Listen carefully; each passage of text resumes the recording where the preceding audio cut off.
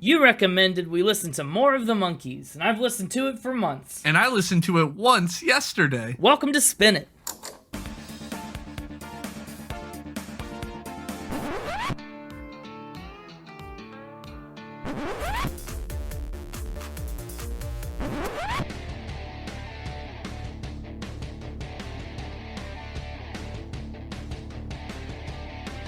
Hello, everybody! Welcome back to Spin It, the record ranking podcast for people who would rather be listening to music. I'm James, and with me is Connor. That's me. And we are your hosts, if you didn't figure that out by now. This week, we're bringing you another listener-recommended episode. We're talking about the Monkees. The recommendation wasn't too specific and just said, talk about the Monkees. And so I decided to go with More of the Monkees because it features... Because we already have enough, we need more monkeys than just the two of us, right? Sure, yeah. We just need more of them. But this one features a couple of their most popular songs, so I thought this would be a great place for us to jump in. To be honest, I hadn't listened to much of the Monkees before we got this recommendation. I knew they were out there. I'm a big Beatles fan, and as a Beatles fan, the Monkees always felt moderately insulting. Yeah? Yeah, they always just kind of seemed like a Beatles clone. You know what I mean? Like a made-for-TV Beatles. That's at least how I perceived them. The four-person boy rock band with the mop tops, it really, that was the misconception before I knew much about them. And it's not entirely alleviated. I still kind of think that that's definitely a direction that they took. But you know how it is. What do you know about the Monkees? Not really too much. No? No. I've heard some of their songs. I've heard some of the songs on this album even. But I'd be surprised if you I would call you a liar if you said you hadn't heard any of the songs on this album. I could confidently say you are a liar because we'll get there. But let me teach you a little bit about the Monkees. That's Monkees with two E's, by the way. Don't you go thinking that's Monkees with a Y. That is probably a different band. But they both like bananas. Do they? They might, I guess. The Monkees were a Los Angeles rock band, and they formed in 1966. And they've got one of the more interesting and tumultuous backstories that we've talked about so far. And I started researching it, and it turned out to be way more of a dig than I expected. So I'm kind of excited to get into it and tell you the backstory behind this band that I, frankly, had no idea about. The band members in the Monkees were Mickey Dolenz, who sings and plays the drums. Davy Jones does the vocals, the guitar, and the bass, and also just plays the tambourine a lot. Michael Nesmith was the guitar, piano, and vocals. And then Peter Tork played a lot of things. The bass, the organ, the guitar, banjo, the vocals. He was a real multi-instrumentalist, as, a lot of good bands have. We're going to go a little bit out of our usual order today. You'll see why when we get into the band's history, but we're kind of mixing things up a little bit. So let's start out with the Monkees awards and their achievements. They picked up 4 Grammy nominations in 1967 and 68 for Last Train to Clarksville, and, of course, I'm a Believer from this very album. The Monkees were inducted into America's Pop Music Hall of Fame in 2014 and the Vocal Group Hall of Fame in 2007. And for their 50th anniversary, back in 2016, the Music Business Association awarded them with an Outstanding Achievement Award. They were actually so big and so successful at their pinnacle that they were the headliners for the Jimi Hendrix Experience in 1967. I said that correctly. Jimi Hendrix opened for the Monkees. In fact, it was Jimi Hendrix's first U.S. touring experience, which is very interesting, even though he had to leave the tour early because he was a bit too sexual and not quite the vibe for the Monkees' usual audience. They kind of drew in a younger crowd, the fangirls kind of, right, who were going through Monkee mania, and Hendrix was not exactly for that crowd. But so with that all out of the way, knowing where the band will eventually go, let's take a look at where they started. The band came about from a concept for a sitcom, a TV show. It was created by Bob Rafelson and Bert Schneider, and it was about this band trying to become a well-known rock band. And then would go on all sorts of these bizarre and surreal and psychedelic adventures on their journey to, make it to the top. The show ran for 2 seasons, putting out 58 episodes between 1966 and 1968, and the show actually won 2 Emmys. When they were pitching the show, the initial idea was to cast an existing band. Something like The Lovin' Spoonful, who you might know for their song Do You Believe in Magic? But eventually, they kind of scrapped that idea. They decided they just wanted to create a band from scratch. So more than 400 different actors showed up to audition for the roles of the Monkees, which is just a backwards way to make a band, kind of, based on everything we've talked about so far. We haven't had an artist like this yet that's been put together methodically. But out of those 400 actors, the 4 that ended up in the band are the ones that we just talked about: Dolenz, Nesmith, Torque, and Jones. And the show was inspired by films like A Hard Day's Night by the Beatles, which is kind of why I say they're a little bit like a Beatles clone in some ways. They just the idea was piggybacking off of that success. But each band member kind of had a personality that they were to take on in the show, which was meant to parallel a lot of the Beatles things. Dolenz was the funny one, the kind of wild and out of left field one. Nesmith was the serious straight man. He was the deadpan guy. Torque was the airhead, kind of the out-of-touch one, and then Jones, his role was to be the cute one, with the, floppy long hair and stuff. It was a pretty revolutionary series, as it included a lot of then unfamiliar techniques, right? Like jump cuts. It included meta elements like fourth wall breaks, all kinds of improvisation, and they would feature a song in each of their episodes for a kind of built-in music video before the music video format was huge like we know it now. So it's interesting. I actually, in preparation for this episode, I did watch an episode of the Monkees TV show.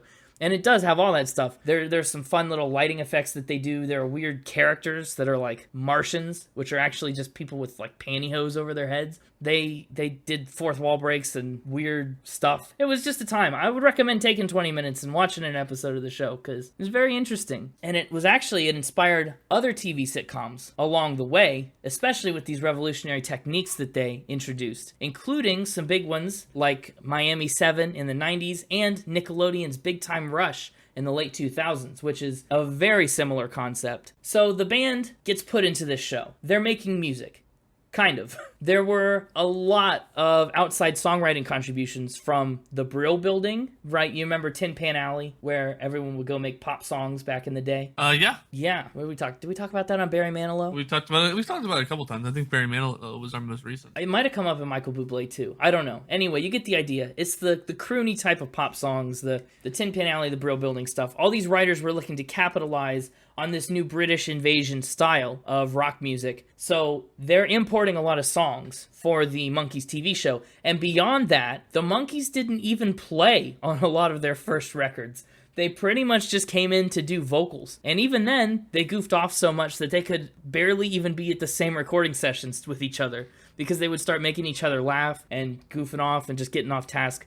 0 tracks on their self-titled debut record, which is, the Monkees. 0 tracks feature all 4 members. Not one of them. So they didn't write these songs. They hardly played these songs. Like, what even is this band when they start out? That's their background. And then we get into this next era. Their second album, More of the Monkees. If you haven't heard it, it's a quick listen. It's what we're talking about today. Just 12 tracks. It might be worth checking out. It came out in 1967, and it's that same kind of British invasion, pop rock, psychedelic, classic rock, but not really like psychedelic in the same way as Janis Joplin or Jimi Hendrix, who toured with them, would be. It's a little more like dry than that, right? So the TV show's taken off, but the band's first album is outperforming the show. It's like doing better than the TV show. So the studio says, listen, we need to sell more music. That should be the focus here. We should push out music since that's what's selling, and the show could maybe take more of a back seat. So enter Don Kirschner, the head of music at Screen Gems, the company that was producing the TV show. The Monkees are starting to get agitated with this process, and because they can't write or record their own music, they're getting really frustrated with that process. So Kirschner even decided to take it further, and he moved the recording process out of Los Angeles entirely and all the way to New York. So the band literally just got completed tracks. Like, they just received the finished track, and they just said, sing to this. That's literally all it was for a while. Eventually, though, they did start playing and recording together, but that stuff wasn't the stuff that made it onto the records. In November of 1966, More of the Monkees comes out. It's chock full of these older tracks the band did with their session musicians. And the kicker is that the band did not know that this album was coming out. They were on tour when they learned the album had been released. They literally just didn't even realize that the album had been put together at all. The album cover was taken from a promo shoot that they did for a JCPenney, of all places, if you can believe it. They were not happy. Everything that they had suggested, their track listing ideas, all their plans, they were just ignored, and they were so frustrated, they would claim that this album was, quote, probably the worst album in the history of the world. As the story goes, the band actually met with Kirschner's lawyer at the Beverly Hills Hotel, future room service provider for Barry Manilow, and basically they were presented with royalty checks and gold records. Like, they showed up to this meeting and they said, hey, we put out this album on your behalf, here's what we owe you.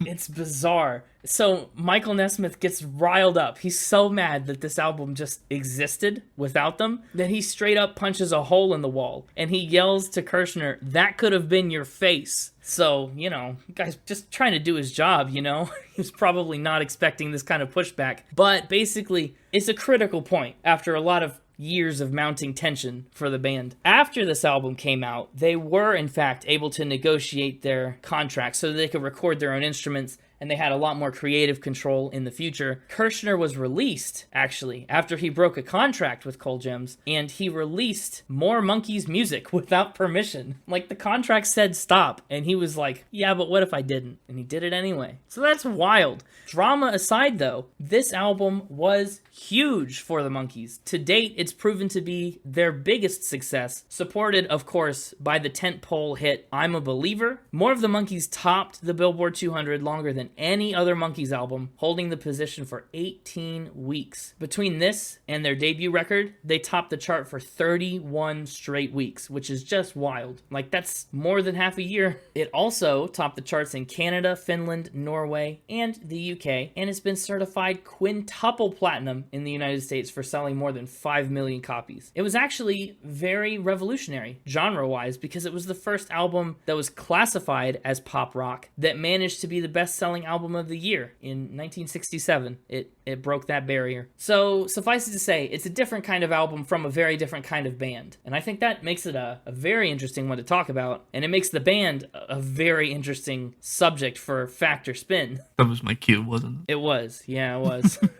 Hey, it's me. Sorry, who's this? Oh, it's me, the mixtaper. Sorry. Oh, I'm sorry. You just said it's me. I just didn't know who was on the other end of the line here. Hi, Mixtaper. Yes. Welcome back. Excited to be back. I'm sure you are. Episode 56. Oh, has it been 56 episodes already? I guess it has. Well, not yet. This is still 56. Well, the test episode. Yeah, 56 already. Yeah, that test episode really makes the math department have to work some overtime. By adding one occasionally. Yeah, you're right. I guess it would. Have you looked up some fun Monkees facts? Absolutely not. Oh. Oh, I mean, maybe. Something tells me we might have some spins this week. Who knows? We will see. Maybe this is all mind games. Ooh. If you give me facts about actual monkeys, like the animal, I'll be a little upset. If they're all that way. Just give me about 5 minutes. No, if they're all that way. One or two of them I can stand, because I would love to learn about monkeys the animal. I thought about doing that, but I was too predictable doing it with, What are you talking? Wait, I never would have seen it coming. What? I said I never would have seen it coming. It's not too predictable. Even though you just asked me not to do it. That doesn't... You never would have seen it coming. That's a technicality. I was too predictable. You saw right through me when I did that with the swan fact. I mean, I'll point out I still missed the trumpet or swan thing. I did still get that wrong. Only because I psyched you out. That's true. Well, let's get right into it. Maybe these are true about real monkeys. Maybe they're not, you know? Who's to say? Who's to say? My first one is that the band is banned from the Rock and Roll Hall of Fame. They're banned? Yeah. Not banned from, like, being inducted. Banned from being there? From being inducted. Oh, okay. This isn't like a San Diego Zoo fact where they just shouldn't ever show up. They aren't allowed to be in the hall. Why is that? Are there rules that prohibit them from being eligible? Well, according to Peter Tork, it's due to an abuse of power. Okay. Not the band abusing their power, right? Surely he thinks this is the Rock and Roll Hall of Fame abusing their own power. Specifically Jan S. Winner. So what'd he do? Yeah, Jan S. Winter is a founder of both the Rolling Stone magazine and the Rock and Roll Hall of Fame. And he overrode a vote on whether or not they were supposed to be in the Hall of Fame, I guess. Really? Because he felt that their lack of playing their own instruments and the fact that they were hired as actors and not musicians means that they shouldn't count, I guess. Very interesting. Because, I mean, like we just talked about, they did eventually do that. That's wild. So they were voted in and then shot down. Why? Like, when did this happen, first of all? Well, I think the vote was in 2019. Wow! Oh, that's so recent. Yeah, because I see the Monkees were an overwhelmingly fan favorite band to be inducted. They received 46% of support in a poll and a bunch of other stuff. So it's like, it looked like it was like for like the 2019 version, they were gonna maybe be inducted, and then Jan stepped in and was like, Wild. I think that's bizarre. Yeah. So will they're banned? Like, that's not just losing a vote. So they're just disqualified from ever being inducted. Yeah, I mean, it seems like this Jan fellow is not gonna let them in as long as he has veto power. Yeah, I guess that's fair. I think this one's a fact. Think this one's a fact? I do. Yeah, we talked about how they didn't play their instruments at the start, and I mean, while they eventually did, this is just a band, I guess, where everything like that could have gone wrong for them kind of did. And so this just seems like a fitting continuation of a cycle of bad luck that plagues the Monkees. It sucks. I mean, they probably should be in the Rock and Roll Hall of Fame for I'm a Believer alone, but I think it's probably true. This is indeed a true fact. Oh, 1 for 1. Torque even said that he wasn't sure his band deserved a spot, but he definitely felt Jan's actions were an abuse of power. Right. Like, even if they didn't deserve a spot, at least disqualify them for reasonable reasons. The committee should have disqualified them rather than one man stepping in and abusing power. Yeah, there was some anonymous member of the committee who has said that Jan has completely taken over, and it's the Jan Winter show. Oh, interesting. Apparently people aren't happy. This was all as of 2020 as well. Maybe some things have changed with Jan in the last couple of years. Who knows? But what I do have to point out is, while this fact may be true about the Monkees the band, it's also probably true for Monkees the animal. They are banned from the Rock and Roll Hall of Fame. So I said, maybe not. We're going to see. That one was a double win. Still only worth 1 point. I was going to maybe leverage that. We'll see if you want to leverage that at the end. My next one for you, they had a giant black box on set. Okay. What was in the black box? They were? Mm-hmm. Was this like a one-time gimmick? Like they popped out of it at the start of an episode? Or did this, like, was this a regular thing? They were like, okay, cut, that's the scene, everybody. Get in the box. Yeah, no, that second one. They just like kept them in the box till it was time to play. What? Yep. For the second season, the studio created a space where the four members could hang out without their practical jokes and antics getting in the way of the shots and scenes set up. So instead of ordinary trailers, they had this giant black box that they could go into and play music and cause a ruckus and just do whatever they wanted. It was all soundproof. Wow. And then they had a lighting system inside that would tell them when they were needed. Just a little monkey containment unit. Exactly. That's wild. So how big was this box of theirs that they had to fool around in? I could not find an actual size, but it's gotta be pretty big for 4 adults to be able to cause a ruckus in. I mean, that's true. And if it was replacing their trailers, it's probably at least 4 trailers size. Yeah, you got a point. Wow. I can't imagine. That's gotta be... Like, imagine just being the directors and being so fed up. You go sit in this box.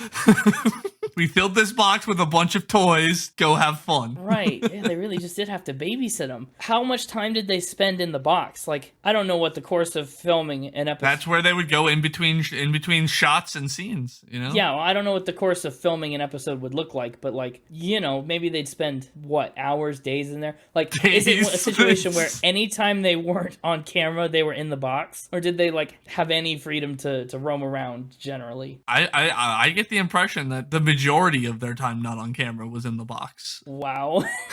I like this. I want this to be true. And so you're going with fact? I don't know. I am gonna go with spin. Going with spin. Yes. You want it to be true, but you don't think it is. I think, well, in my head, the least disruptive thing would be to have separate trailers for all of them. And I guess it would help you keep track of them all if they stay in one location. But honestly, why wouldn't you just give them all like a talent escort or a handler just to keep an eye on them so that when it was time, you'd have a contact for where they were? I think this is probably a spin. You think? Wrong. This is a fact. The monkey box is real? The monkey box is real. Wow, that's bizarre. I have a hard time believing that would work. Right? Just a nice big soundproof box is all a man needs. I guess it is. Cause a ruckus. Very, very interesting. And speaking of very interesting facts, my next one for you, Michael Nesmith's mother invented correction fluid. What? What an interesting little thing. I told you.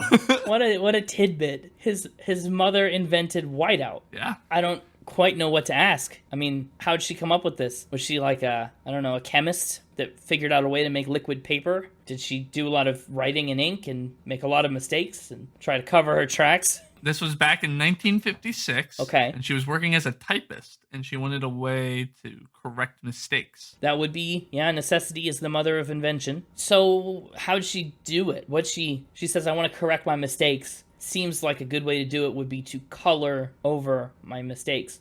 And what'd she do? Like seek out chemicals? Yeah, she used a base of tempera paint, which tempera paint is a type of like fast drying paint. Yeah. She'd put that in a blender, mix it with some other stuff, and make whiteout. Suspicious. She called it mistake out, actually, at the time. Oh. And she got all craftsy with it. She put it in little bottles with the brand's name on it, would give it to her coworkers to use. And so it caught on. So she like has a patent for it. If I Google correction fluid, there will maybe be a patent under Mrs. Nesmith. Yeah, assuming she patented it. I know she eventually sold the idea to the Gillette Corporation. Oh. In 1979. Oh, wow. Okay, that was a long ways away. Yeah. Oh, this is tough because there's no way for me to tie this back to the Monkees. What impact did this have on Michael Nesmith's life and career? I don't know. In 1979, though, when she sold it for $47.5 million with royalties. Oh, so wow. That's probably got a decent impact on at least the family as a whole. I'm gonna say, oh, this is tough. I'm gonna say this one's a spin. Going with a spin. Yeah. Don't think Mama Nesmith was cooking up whiteout in a blender. Well, I think someone might have been, but there's just no way for me to tie this back to the Monkees. Although some little naggy part in the back of my brain feels like I did hear something about whiteout when I was doing all my research. Weird. But maybe I didn't. I don't know. I don't know if I'm just making that up. But I'm gonna have to say this is a spin. All right. For the same reason that Matthew Cornbread Compton's great-great-great-grandpa did not invent the stoplight. Well, you might want to use some of Mrs. Nesmith's whiteout to fix that mistake, because this is a true fact. That's a fact? Wow. Yep. It even says if you go to the liquid paper Wikipedia page, right here, it says in 1956, Betty Nesmith Graham, mother of future The Monkees guitarist Michael Nesmith, invented the first correction fluid in her kitchen. Incredible. Wow, you actually found someone with an inventor parent. I know. Great. I just didn't think that would exist. Yeah. Fun fact, she was apparently fired from her typist job. Well, it sounds like she made some mistakes. It sounds like she wasn't a very good typist. She accidentally put her own company's name on a sheet of her employer's company letterhead. Yeah, that's a good way to get caught, first of all. Yeah. But anyway, yeah, we finally had one where an inventor parent was a true fact. Wow. Well, that puts me at a disadvantage right now. We're 2-1 against me. And we're going into our fourth, classic 4 factor spin, and we're bringing up a classic factor spin legend. I don't know if that might have been too much hype for who this is. I don't know, but oh, okay. Who's our factor spin legend? I just wanted to inform you that Charles Manson auditioned for the show. Yeah, I wouldn't call Charles Manson a factor spin legend. No, but he is a recurring member of the game show. I guess he's come up twice now, outside of this. I think this is the third time, yeah. Well, he came up with the Beach Boys. With the Beach Boys, and I'm fairly certain he's come up as like a roommate situation somewhere. Well, that's the beach. Oh, sorry. No, he's definitely come up another time. He was in prison in Folsom. That's when he came up. Johnny Cash. That's what. Yep. There you go. So Johnny Cash and the Beach Boys, and now the Monkees. Ugh. So does he act? How old was Charles Manson in 1965? 1934. Whatever. 1965 minus 1934. Okay, I'll get the squirrels on that. And yes, he 31. Yeah, he was 31. There's Sure. So the studio puts out this casting call and says, hey, we're looking for some young, heartthrob, mop-top goofballs to play music. Play is in quotation marks. To pantomime playing music. And scruffy, murderous Charles Manson rolls on up at 31 and says, hey... Well, he wasn't scruffy and murderous at the time, probably. I mean, who's to say? Who's to say, I guess. So that's already a bit of a red flag for me. What's his audition process look like? Did he prepare a song? Did he come in and act any? I don't know. Okay. We'll have a ton of information about this. Just that he was there and did it? Just that he auditioned and obviously did not get any of the parts. No, can you imagine? I can't. I hesitate with this one because it seems like a really bizarre spin, and I've missed 2 already. I think this is false. Going with spin. I'm going with spin. That means I would have done 3 facts and a spin this week. It does mean that. Well, you've been on a spin tear. I mean, the last 2 episodes were all spins. It's true. And this one has been all facts so far. I think this is a spin. I just don't see Charles Manson. Going with spin. Locking it in. He seems too old and out of the casting call demographic. I think this is fake. Also, I don't know that he played any instruments. But yeah, I'm locking in that this is fake. You got your 50-50. This is a spin. But goodness. it maybe got some of our listeners, if we have any Monkees fans out there, because this was a well-known rumor. Really? Yeah, that's how I found it. Charles Manson auditioning for the show was a myth that was going around about the show. Who started that myth? I don't know. It actually was impossible because he was serving a sentence in a federal prison at the time. Perhaps Folsom. And so, yeah. So he was, if he was already in a federal prison, yes, he was already scruffy and murderous at the time of audition. Well, I didn't want to give that away. He just, shows up, ready to kill. Yeah, okay. That was a good round of fact or spin. Wow, I love it when bands are banned from places. I've had a lot of fun with those facts. When their parents are inventors. But actually, we did have when they just have giant monkey boxes. The monkey box was cool. That's what a fact. And of course, our fact or spin legend. Yeah. I don't know. He was there. That's what we'll say. He might not be a legend, but boy was he here. Until next time, Charles Manson. Charles Manson will return. This isn't an Avengers movie. No, it seems to be though for the mixtaper sometimes. Seems like he's got some things to avenge. And speaking of people who have things to avenge, let's get Connor on back out here. This is his year of vengeance or whatever he's calling it. It's weird that you don't know. Yes, let's get Connor on back. Mixtaper, thanks for another exciting week. We'll see you next time. Yeah. Hello. It's me. Who is it? Sorry. Oh, this time it's Connor. Okay, gotcha. Thank you. Sorry. Sometimes when you switch microphones like that, you trade places, and I have trouble following who's who. Yeah. Sometimes he makes his voice sound a lot like yours. Let's talk about, briefly, the cover art for More of the Monkees. And then more of them. And then more of the Monkees. Yes. The cover art, like I mentioned for a quick second in the intro there, it was made without their knowledge. It was taken from a promo shoot they did for JCPenney, a nice little clothing ad that got converted into an album cover. Nice. Yeah, what do you think? Would you buy any of their clothes? Do they sell it? No. No. Well, I guess if it was specifically their clothes. Oh, right.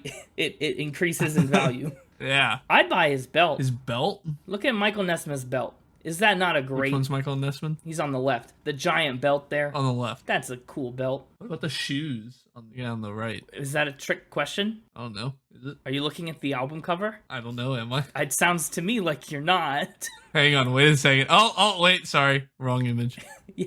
That was... Yeah. I do like that belt. Okay. I do like the belt. What on earth were you looking at? What? The photo for the song She. Oh. I forgot to scroll back down from where I pulled up the lyrics. Yeah, okay. That's different. The single cover for She. He does have cool shoes in that one. Yeah. You're right. Yeah, no, I think you nailed it. Pretty much just the belt. It's just it's an ad for the one belt. Pretty nice tree in the background. Also, JCPenney, what's up? Why is this the ad you chose? It is weird. It a little bit reminds me of something like the Beatles' Rubber Soul, where they're just all standing there and kind of at a weird upward looking angle. It's yes, kind of... I get that reference. Yeah. My point is, totally got it. I'm just saying, if you're going to consider them a Beatles clone, the evidence is there. The other thing it reminds me of is the Inner Wave Apoptosis album cover. Now that reference I do get. Yeah, well, just it had trees, and the color scheme was the similar kind of yellow and green. Hang on, if the qualifier is has trees, I think Business Sheep should be in the running. Okay, you're right. It is also kind of like that. If you combine the head and the heart with apoptosis, this is about what it looks like. You get the Monkees. Yeah. That's the math. Squirrels are nodding. It's a very 1967 album cover, and it doesn't do anything specific for me. It just is. It's just more of the Monkees. What do you think about the color frame around the photo? I don't know. Honestly, it feels a little lazy. I know 1967 wasn't exactly the pinnacle of graphic design. The color feels lazy? Just the concept of having a frame around it like that. It's so thick. Oh, okay. I didn't ask what your opinion was of the frame. I asked about the color. Oh, it's fine. It's yellow. It's like a puke yellowy green. I don't even know. I don't like Well, puke yellowy green is a color. Yeah. Not my Not style. your aesthetic. So don't get the belt in puke yellowy green. I'd actually I think I'd wear a puke yellowy green belt. I think I'd do that. Why? I'm going to put you to the test on that. That's probably more attention than this album cover's ever gotten in its life. Let's jump into the first song on the album, She. Told me that she loved me. Yeah, like a fool. And like a fool, I believed her from the start. Yeah. She said, just stop me whenever you want me to stop. I wanted you to stop before you started. She is, honestly, I consider it one of the top songs on the album that we start off with right off the bat. I mean, it's a good intro. I like that guitar riff that kicks it off before it gets into the bum, bum, bum, bum. Yeah, that is nice. Ultimately, I think it's just one of the easier ones to sing along with. This is one that's catchier and sticks in your head more. It feels more polished as well than some of the other songs that we get later. That's a great word. Yes, it is definitely cleaner. And in that regard, I guess it's one of the better ones to start the album off with, because you don't start off with a bad taste in your mouth. If puke yellowish green, if that didn't start you with a bad taste, at least She will keep you from it. She breaks his heart, right? That's the she. Not only that, she devoured all of his sweet love. That she did, yeah. And she only did me wrong, which I think is kind of a hilarious line. I don't know, like to only do someone wrong. Hello? Sorry, just trying to give you some background, like they did in the song. That's very much what they do. You know, they'd say she and hold it out while the other people sang the rest of the line. I mean, can you blame them though? All they get to do on this album is sing, so might as well do it as much as you can. Fair enough. I do like the concept too, how this person seems to treat our protagonist so poorly and only keeps him around so she, quote, doesn't touch the ground, like she's stepping all over him. And he doesn't learn from it. No. The song ends with, I should be kissing her. It's like, no, you should be moving you should on. Not, monkey. Bad. Yeah, no, you're right. There's not a lesson learned in She. I'm disappointed we haven't made any monkeys jumping on the bed references. I feel like mostly that's your fault. It kind of is. Yeah, I feel like I let the audience down on that one. I feel free to begin now. Okay. Okay, I guess that I'm just walking through a minefield now. I never know when I'm going to step on a monkeys on the bed joke. Track 2 is up next, predictably placed right after track 1. That's When Love Comes Knockin', parentheses, at your door. Never mind. That's too soon. Hold it in, Connor. Wait, control yourself. I was going to say Love was the name of the doctor. What? Well, you know, the doctor has to come and tell Mama Monkey to stop letting her kids jump on the bed every time one gets hurt. Oh my gosh. I assume, No, they said Mama called the doctor. I assume the doctor came and checked out the monkey, didn't just do it over the phone. It'd be a bad doctor. Telehealth is a whole thing now.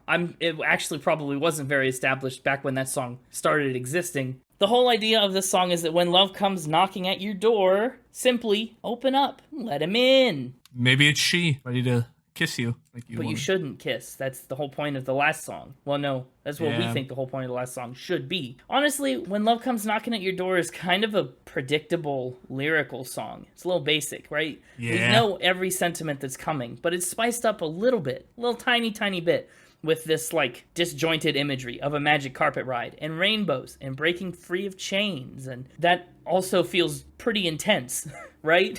all of a sudden we're just locked up in chains, imprisoned. Yeah. It's a little... That's what happens when you don't learn your lesson. Yes, it's a stark contrast to the rainbows of the verse before. Maybe they were channeling actual monkeys. I really like the way they sang this one. The kind of lyrical cadence of When Love Comes Knocking at Your Door, the way they start into the song. That's true. Honestly, it's a more fun song to listen to than She. Yeah. Fun is a good word for it. Yes.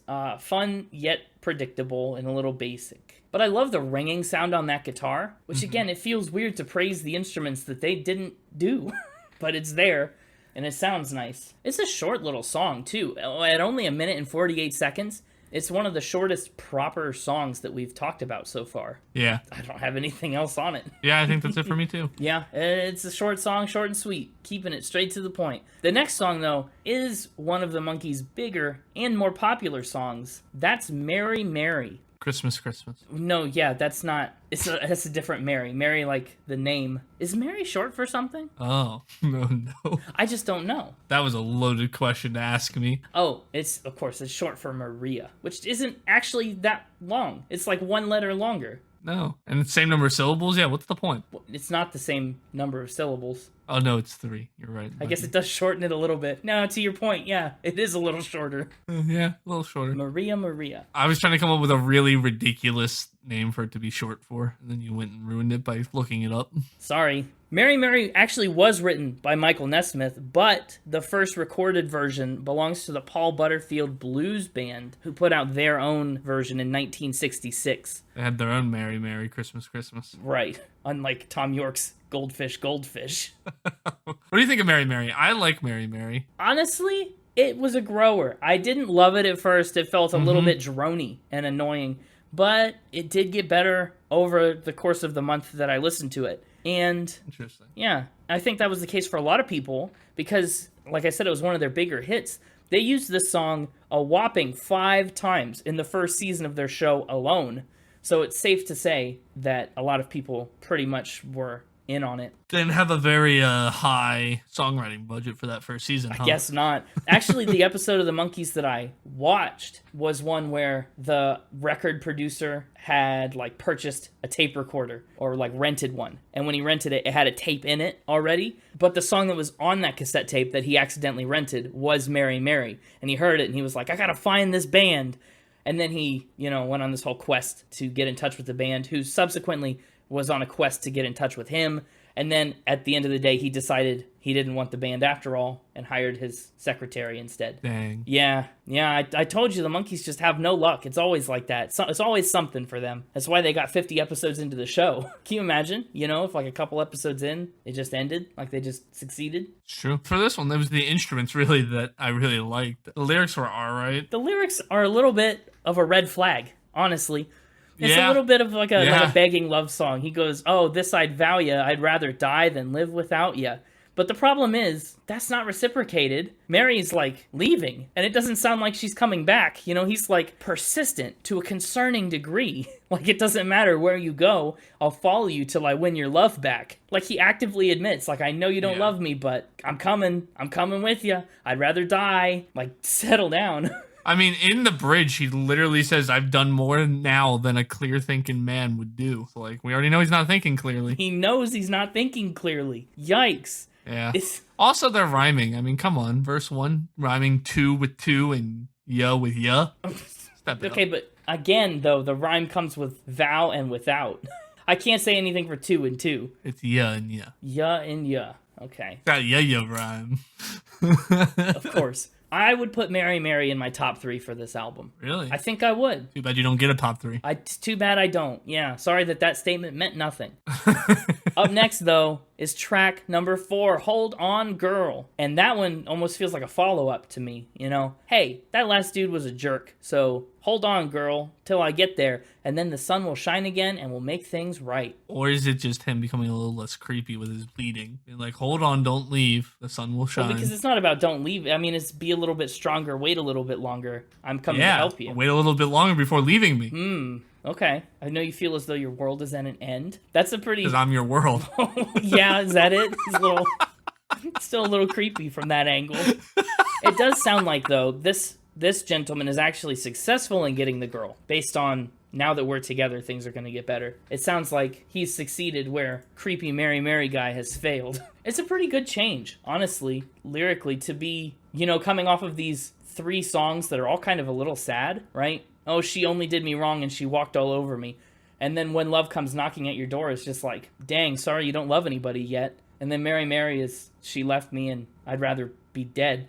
And now we finally get one that's like, okay, things are looking up. I just didn't care for the chorus. Like, I was really into that first verse. And then the chorus just kind of ruined it for me. Yeah, that's understandable. It's a little soft. It just didn't do what the first verse set it up to do. Yeah, it doesn't have much of a sting to it. It's a little too floaty for my tastes. Especially for what the first verse did. Yeah. And another reference that you don't understand to the exact same album I talked about with the cover art, this song almost sounds like it would be right at home on Rubber Soul, in a certain sense. It sounds like they're trying to emulate that Beatles style from the mid-60s. 100%. Great, I'm glad. All about the reference, exactly what it meant. Yeah. What I will say, though, I do think the A-B rhyme scheme serves this song really well. The A-B. Yeah, except he rhymes bad, sad, and then away with away and way is terrible. Verse. Yes. However, I just like the format. And bad and sad is pretty basic. We're hitting take notes territory. Yeah, we are a little bit. Well, this is 1967. I have to cut some... Yeah, words existed back then. Words did exist in 1967. Good job. Get yourself a treat. Thanks. I'll be back. Now that he's gone, I could say. I don't have anything to say behind his back. Oh well. I guess we should just move on to the next song then. He'll jump in when he gets back with his little treat for doing so good at knowing when words were. Up next, track number 5 is Your Auntie Griselda. Anybody out there, anybody listening, have an Auntie Griselda? Because I know I don't. All right, I'm back. Boy, am I ready to keep talking about Hold On, Girl. Oh, well, I hope you're sitting down. Here's the thing. I always record this podcast from a planking position. Is that why your audio is always so weird? I hope you're planking, because I actually moved into the next track. Your Auntie Griselda while you were gone. If you have final thoughts about Hold On Girl, your day of reckoning will come this year, the year of redemption. Of course. That is what you've told me. You're sounding pretty rude right now. Just like Auntie Griselda. Auntie Griselda is rude. Like, what a jerk, right? This song was also a repeat and a favorite on the show, and it was recorded entirely in one take, which I do love a good one take song. Peter Tork is actually the one who sings the lead vocal on this track, and it's the very first time that he had done so. And in my own words, I said, this is a sick diss track about someone's judgy Aunt Griselda. She's a self-righteous, fudge-making, tea-drinking B-word who can't crack a smile for free, and upon which no bird of grace ever alit. What a scathing lyric. What does that mean? Just that last line, I'm all for about having the fit and everything, but no bird of grace ever lit on Auntie Griselda. What is, how do birds lit? And is it only the graceful ones that can do so? No, birds alight, like they alight on things, where they land gently on something. The word alight has 2 distinct meanings. It can mean coming down or settling in a delicate manner, such as a bird perching, or it can be rather poetic to describe something that's on fire. So no bird ever caught on fire. No bird. No, Auntie Griselda does not have any flaming birds on her shoulder. I don't think a bird of grace has ever alit on me. It's probably good. It's not that good. I don't want to be lumped in with judgy Aunt Griselda. This is a song that just makes me go, what? It doesn't feel like it belongs on this album or in existence. It doesn't belong. Yeah, there you go. I was gonna say it doesn't sound like it belongs at all. Yeah, I don't know. It just is here oddly, and it juts out all strange. It's not a love song like every other song on this album. It just is bizarre. It's kind of a love song. I do go on. In the sense that, like, it's coming from, like, the lover's point of view, being like, your auntie doesn't like me. That's true. Like, I want your family to like me. So it's like, it's still, like, in the realm of, like, lovers and things, but, like, definitely on the outer edge of it. Here, I've got some fun facts that I've just looked up. Oh boy. And this is ridiculous. Let me just tell you what were they thinking with this song. Griselda is the 30,292nd most popular name of all time. Nice. 30,000. From 1880 to 2020, the Social Security Administration has recorded 171 babies born with the first name Griselda. That's ridiculous. It sounds like someone... It's very targeted. So targeted. There's only 171 people that it could be about. The highest recorded use of the first name Griselda was in 1976 when 14 babies were born with that name. Yeah? Yeah. I wonder if any of the Monkees are named Griselda. One of the facts, it says there's 171 babies born with the name Griselda, and it says that's more than enough people named Griselda to occupy the territory of the Pitcairn Islands, United Kingdom, with an estimated population of 66. Like, no duh. Why are we talking about this? How's that relevant to anything? It's a fun fact. I guess. There's enough Griseldas in the world to occupy a territory. Sure, a small territory. There's enough Griseldas in the room to eat at my local Arby's. What? Maybe it's a really big Arby's. I don't know. Anyway, we've talked about the name Griselda for too long. Anyway, Griselda's a jerk and probably doesn't deserve our attention. Sorry, no offense, Griseldas, if you're listening. The Monkees probably didn't write this. There's a 1 in 171 chance that this song is about you. Otherwise, you're fine and we love you. Otherwise, you're not our stepping stone. If you are concerned that you may be this Griselda, just get a bird of grace to alight on you and you will be fine. And you'll know you're good. You will know you're not have a that bird Griselda. light itself on fire when it touches you. Combust. I'm Not Your Stepping Stone is the next song. Pretty simple again, really par for the course here. 2 verses of substance, and then I'm not your stepping stone, right? It's that chorus that we just return to and return to. Yeah, I don't have a lot to say about this one. Even though it's one of their more popular ones on Spotify. Is it really? Yeah. Actually, it's the most popular one except for I'm a Believer. That is a little surprising, I'll be honest. Probably has something to do with it was probably used in something that we're not aware of, and therefore a lot of people looked it up. That may be, yeah. Because it has a very abnormal amount compared to the rest of the album. It's very lopsided, yeah. The highest song next to this is she has 3 million, Mary Mary has 2 million, and then this has 11 million? That's bizarre. I have a feeling it was used in some sort of pop culture thing. Yeah. Who knows? It's a song, she's taking advantage of him yet again. It's almost like the girl in She. When he met her, she was down on her luck. And now, she's not down on her luck anymore. She's got her sights set on high fashion. And he wants out. He wants nothing to do with that. Which is a very specific thing to have a gripe about, isn't it? I mean, the cover of this album is a clothing ad. So, I guess it is an interesting concept to be the stepping stone for someone who's trying to move up. I won't allow myself to be a tool that you just use to further your ambition. But they don't really say much about it, except for, I'm not your stepping stone, and stop doing what you're doing. No, they say, I. Not your stepping stone. It really sounds like they're being stepped on, and they're kind of bouncing in the like water. A monkey on a bed. Oh! See, I did it that time. I'm just imagining a monkey jumping on a bed. Now it sounds like Crazy Train. Cool. I think the song is one of the more sing-alongable songs, and that's probably why it is more popular and has more of a following, more of a mainstay in the catalog. But could be, Rabbit. Could be. It could be. Look out! Look out. Why? What? We have the next track coming in. Oh, look out. Here comes the next track. Look out. Here comes tomorrow. Oh, we're not doing the next track till tomorrow? No. We're doing the next track today. Please. Oh. If you insist. The first note I made about this track was there are a lot of songs about shoes on this album. Very interesting. There are? Yeah. Well, we just talked about high fashion in the last one and not being your stepping stone, and now this one is all about borrowing someone else's shoes. It's not all about that, but that's a part of it. Mary's back. This is, another girl named Mary and a girl named Sandra. Scandalous. Ooh, I know. I know. He loves them both. And a girl named Strawberry Pie. No, that one's not quite right. I'm going to name my kid Strawberry Pie. Strawberry Pie Griselda, last name.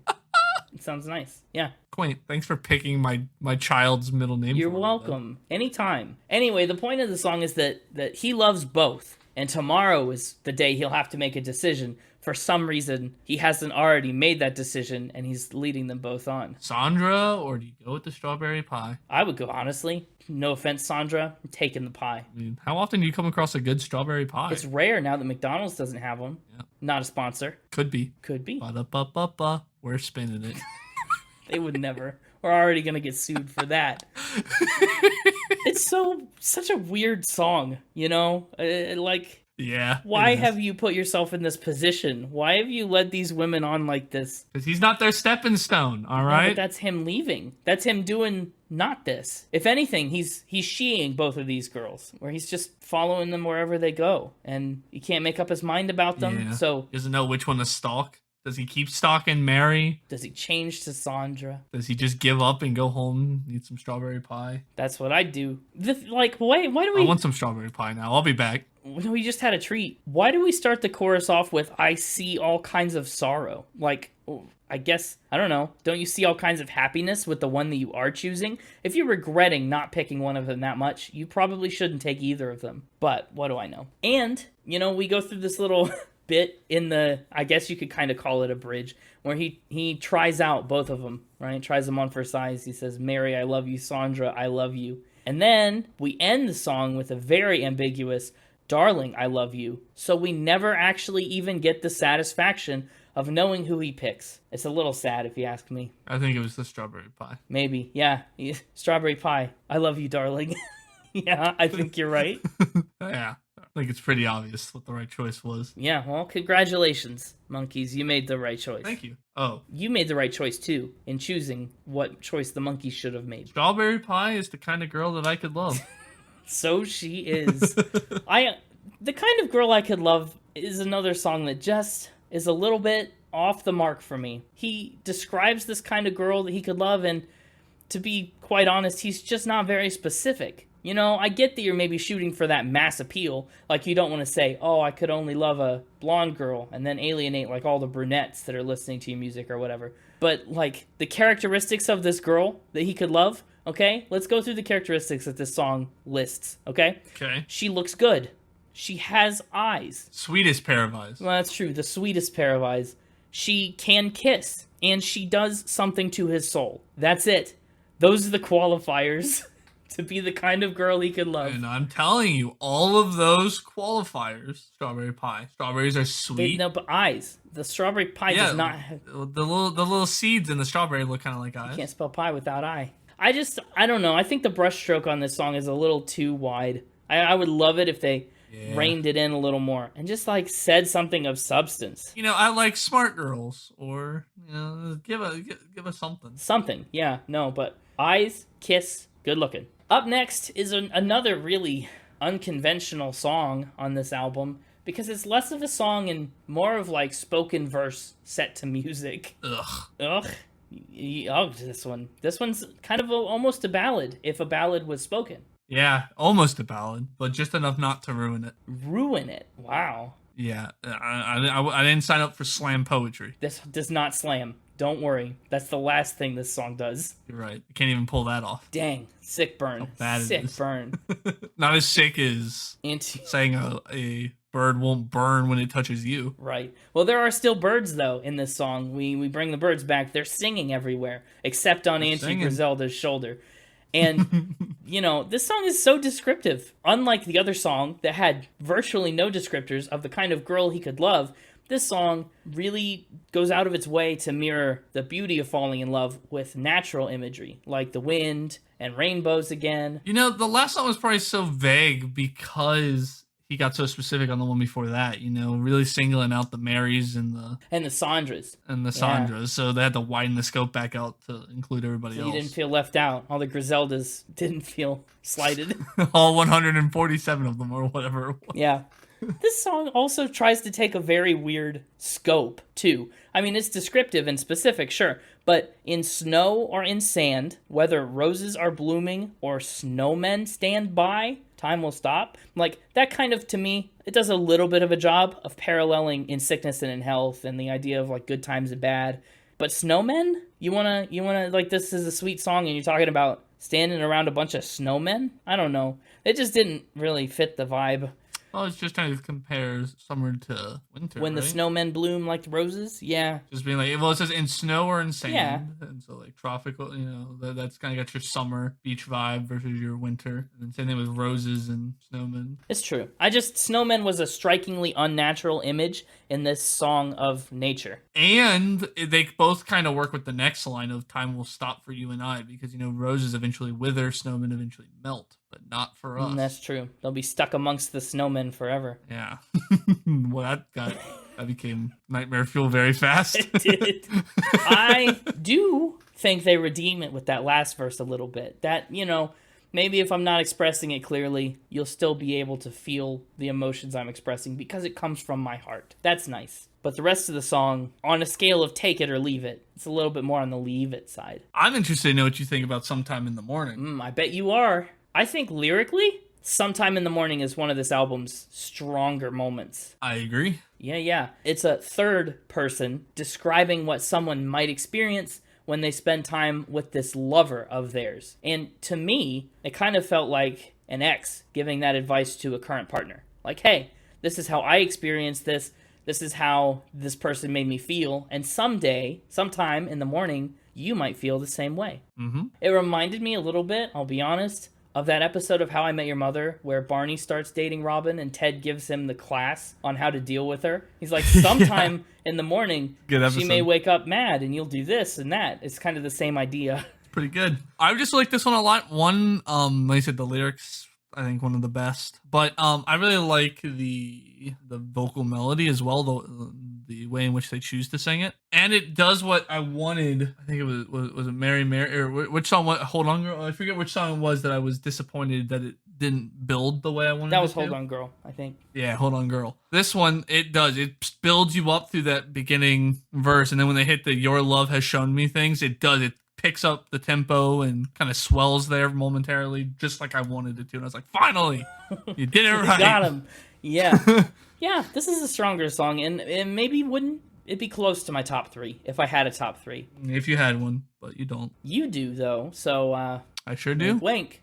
We'll see if it comes back. If it doesn't come back, I wouldn't be surprised. But if it does come back, I also wouldn't be surprised. There's no way this song could surprise me. There's a weird part at the end of the first verse in this song where the speaker starts saying, I this, and I that. And that, I don't know what happens there, but that feels weird to me. Because he says, now I know you're where it is for me. But he's not talking to the girl. He's talking to the lover of the girl. I like that part. But what is it? There's a perspective shift in there I'm not getting. The only way I can make it make sense in my head is if he's listing off all the things that you'll tell her that you never did tell her. Like, your love has shown me things. You'll tell her, I thought I could see. You'll tell her, now I know. You know what I mean? That's the only way that makes sense from the perspective shift. Yeah, that's absolutely what it is. It's supposed to be all the things that you're going to tell her when you're holding her. Well, it was unclear. B- on that particular part. Fair enough. Up next, the funniest song on the album, and that is certainly a distinction. It's Laugh. Ha ha ha. Thank you. Now we can talk about the song. The idea behind this one is that everyone is just frowning and so sad. So the Monkees are pointing out all of the reasons that we have to laugh. Oh my gosh. Is that first verse a chore to get through? It's only 4 short lines. But yes. But they drag it out for so long. Every face, pause forever. That I see, pause forever. It's all rap. And then one line is just, and unfortunately. And it takes them forever because of how long the word unfortunately is. They're just like, and unfort. Pause forever. Tunately. It's so bad. It's so bad. I hate it. It does it make you laugh? In like my soul is being sucked out of my body kind of way, sure. Wow, that sounds like you'd still be wrapped up in a frown. I think that would still not help the Monkees at all. Some of this stuff is shared earnestly, right? Laugh because the music is funny and out of time and because it's offbeat and stuff. Some of it, though, is a little more tongue-in-cheek, like laugh because you're flat broke. Or because you don't have shoes. More shoes? More shoes. Come on, guys. We can't get away from the shoes. It's funny that you mentioned them on the album cover, now that I'm thinking about it. Yeah. There's shoes all over this album. Except the album cover. Yeah, where you said there were shoes.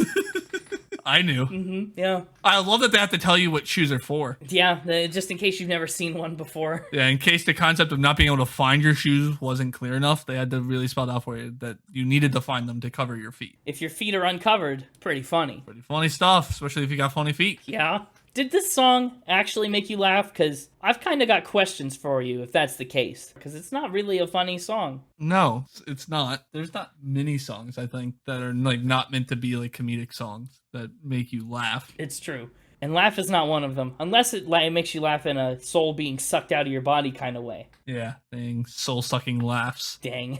Yeah, those are the worst. I did actually chuckle when we hit the next song, though. You did, yeah. I can believe it. There's just something about hearing that opening riff that just makes you smile, especially if you've seen Shrek. Yes, that's earlier when you said, I haven't heard any songs on this album. Well, I'm a believer. And then I said I would have called you a liar is because of Shrek. Is because you've absolutely heard this song. Well, but the Shrek is the Smash Mouth version as well, so I could technically have argued I hadn't heard. That's true. Oh, man, that's the first time we've talked about Smash Mouth on the podcast. And won't be the last. Yeah, I'm a Believer was very popularly featured in Shrek. In my opinion, and I don't think this is a unique opinion, I feel like this is not a hot take, this record really, really saves the best for last. Like tenfold. Absolutely. This song was written by Neil Diamond, who's a big name that we actually haven't covered yet somehow. Heck yeah. We've talked about Neil Diamond on the podcast though, right? No. I feel like we have. This is the first time he's come up. No way. Absolutely. Way. If anyone out there is a big fan and has listened to all 57 episodes and remembers us not talking about Neil Diamond, which is a very specific thing not to remember, let us know. Tell me I'm right. Anyway, Mickey Dolenz sings the vocals on this one. And this song made it all the way up to #1 on the charts, unsurprisingly. What a classic. I mean, this is like the juggernaut in the Monkees' entire career. It's so good. I do have to ask which version you like better, Smash Mouth or Monkee. Absolutely the Monkees version. Ironically, the Monkees probably smashed their mouths when they fell off the bed. Oh my gosh. But anyway, you like this? You like the Monkees better, huh? I do, yeah. Interesting. Do you not? I think I agree and disagree. Okay, I don't know how to take that. Well, first off, I grew up with Smash Mouth version as someone who watched Shrek in my childhood, unlike you. Right. I've seen it now, don't worry. But secondly, I think I like the verses in the Monkees version better, but there's something about the way Smash Mouth does the chorus. Oh. That's just awesome. So what if we put them together and made the ultimate I'm a Believer? That's kind of what I was saying. Like, if the Monkees went a little harder on the chorus, but kept it the same as what they're doing now on the verses, it'd be perfect. Interesting. And again, that could just be personal bias from having grown up with the more rock and roll choruses as a child. But there's something about the way that they just really launch into that chorus. Yeah, true, but there's something classic and timeless about that organ, that electric keyboard. Oh, yeah, the electric keyboard and the organ, it's great. It's just, I really wish, you get the When I Need Sunshine, I Got Rain, and then I saw her face, just really hit it that the Monkees don't do. Yeah, absolutely. You know how we mentioned that I'm Not Your Stepping Stone has a bizarrely high, almost 12 million Spotify plays compared to everything else on this album? I'm a Believer has more than 305,595,000 plays. It's got literally like 30 times as many plays as the next highest song on this album. The squirrels have to pass you a note there with that math? Yes, they did. I heard you pause. You heard their pause passing me the notes? I thought they were pretty sneaky about it. I hate that. That was too fast. I can tell them to slow down and be quieter next time. This is a great song, and I have to point out one of the few moments of certified poetry on this album. Love was more or less a given thing. Seemed the more I gave, the less I got. That's some good wordplay right there. It is. They use given, gave, and got all in 2 lines. Great. Yeah, given, gave, got. This gets the Spin It, Given, Gave, Got award for using the most conjugations of a word in one line. I like it. Yes. That's great. Well, I guess it's time for us to monkey around into final spin this week. Only one monkey left on the bed. Kick him out of there. Knock him off. Let's... I always want to start with playlist picks. Can we at least do it on this album? This album feels easy to pick for the playlist. Fine. Okay, what song are you taking? Well, one of us has to take I'm a Believer because we both agreed it was the best song on the album. What if we didn't? What if we did this whole album and then didn't take I'm a Believer? Could anyone take us seriously as a podcast? Let's just decide by committee on the second song. Yeah, that's a good idea. Seems to be the most fair way. I feel like the problem with starting with the playlist picks is it ruins my top 3. Well, reveal your top 3. Ugh. Fine, in album order. Well, I mean... When Love Comes Knockin'. Oh, okay. Honorable mention to Mary Mary. Nice. Sometime in the Morning, and I'm a Believer. Ooh, I'm okay with that. I feel a little bit slighted on She. She was a close 5th. Yeah, a close 5th, and then everything else falls off really steeply, I'm pretty sure. Yeah. Well, yeah. Okay. I'm more or less okay with all of those. I would, in that grouping, I would lobby for Mary Mary. Oh, okay. I would have lobbied for Sometime in the Morning. Well, that one's better lyrically, undeniably. But yeah, lyrically. And since the Monkees had more to do with the lyrics than the music, that's why I would go that way. Okay. Well, did I logic you into it? No, I'm going to veto them from the Rock and Roll Hall of Fame. Well, does that mean we should veto them from our playlist? No, only Jan can do that. We're not going to abuse our power. I will acquiesce to Sometime in the Morning. I'm okay with that. Woo! But don't think you had anything to do with it. I made that decision myself. I had everything to do with it. I'm going to go get myself a treat. That's 3 treats. Oh no, it's going to be over-treated. The good news is, though, if I keep feeding him, he will keep coming back. So, I have a lot of thoughts about this album. Hit me with them while I eat my peach. A peach? Yeah, I'm in a real peach mood lately. I thought it would be a strawberry pie again. I already had one of those. Can't double strawberry pie. Oh, of course not. Diminishing returns and all that. I guess so. Well, I think this album feels woefully commercial, right? This is a hit machine record. This is a record that was meant to churn out happy little Tin Pan Alley pop songs. It's made for TV. Or did it do a bad job of it if that was its goal? Well, I don't know. It does make a lot of okay for TV songs, right? But I don't think it makes a lot of songs that are radio hits. It's commercial in that regard, that they were just trying to churn out stuff that would be catchy enough to include on a television show. Yeah, absolutely. Because I don't think a lot of these would make it necessarily on the radio. Outside of those 5 that you mentioned, I really don't see any of these getting a lot of radio play. Even some of those 5. Yeah, I don't even see the rest of them as like B-sides to the popular singles. Honestly, I don't think they'd even perform there. It sucks, too, that they really didn't play most of the instruments. But even though that they didn't, this record feels pretty fuzzy. I mean, you talked about how She has some of the better production on the album right off the bat. And it's true, it does. But some of these other songs, just maybe it's a product of them being from the mid-'60s, but I'm familiar with a lot of mid-'60s music and before, and it doesn't have to sound this way. You know, this is like a remastered version that's on Spotify, and it just feels dated. And the passion isn't in these songs. The instruments are, like, technically fine, but I just don't think there's a lot of heart behind it because of the session musicians and stuff. And their singing might be the one thing that they contributed to this, but even that is not always the greatest most of the time. They do a good job with harmonies, you know, and vocal dynamics are okay, but I mean, some of these songs, they're just singing. The Day We Fell in Love it's just speaking. I don't know. The singing is kind of like a not cherry on top of the not cake that we had before. I think they make a pretty good TV show. I'll say that. I think they're decent enough as actors, and they're very funny. They clearly have chemistry. You know, they had to be locked in a box because they got along so well and were so rowdy, but I don't think that translates very clearly into this album, which makes it feel a little bit like a dud to me. I mean, the band did self-proclaim it probably the worst album in the history of the world, and I don't think it's the worst album in the history of the world, but I think it shows. The circumstances of this album being put out without their knowledge and their input, and all the songs being recorded kind of half-heartedly with them just doing the vocals, I think that shows. And I think that album is a little worse off for it.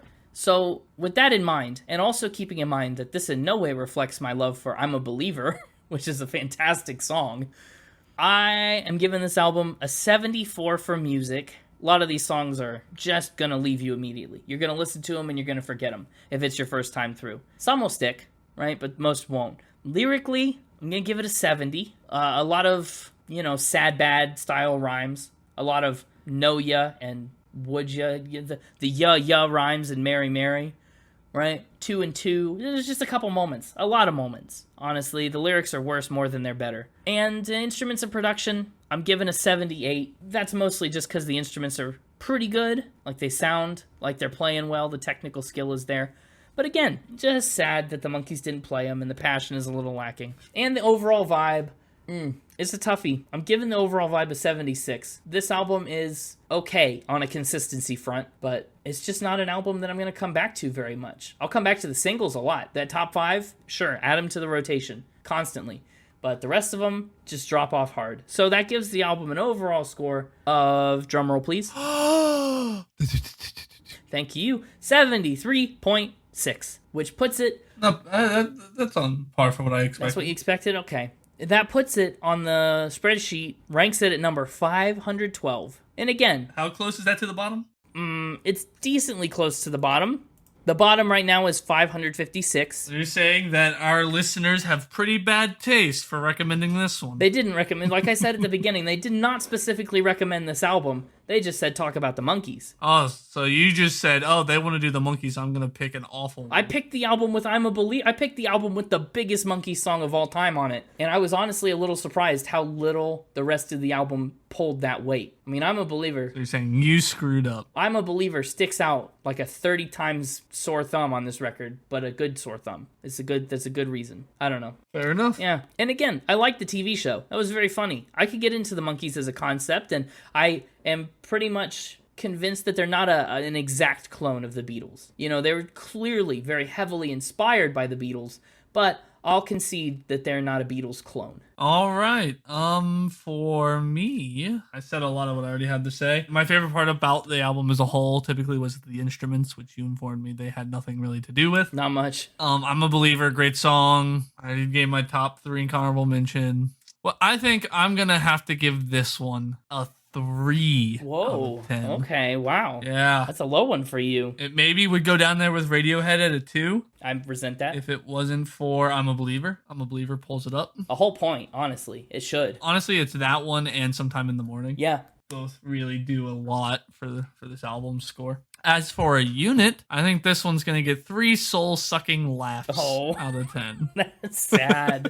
Yeah, because I understand. This album is dated. That's the best way I could put it. Fair enough. And with that, we will conclude this episode by saying, check out all of our content on social media. You can find us at Spin It Pod on Twitter and on Twitch now. We're live there sometimes. You can find us on Instagram at Spin It Pod Official. And you can find us on the web at www.spinitpod.com. We'll be back next week with another exciting album review for you.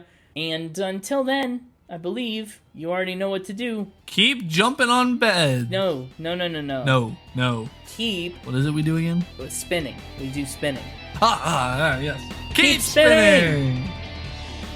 What if all the Griseldas review bomb us? All 147 of them? I think we'll be all right. There's 170. That's a lot of bad reviews. Oh, sorry, 170? Ooh, that's more than the population of the Cairn Islands. That was a good episode. I think I need another treat. Honestly, I'll go be get back. a treat. Well, don't come back. Well, come back, but don't, whatever. I'll be back next week. Okay, see you next week.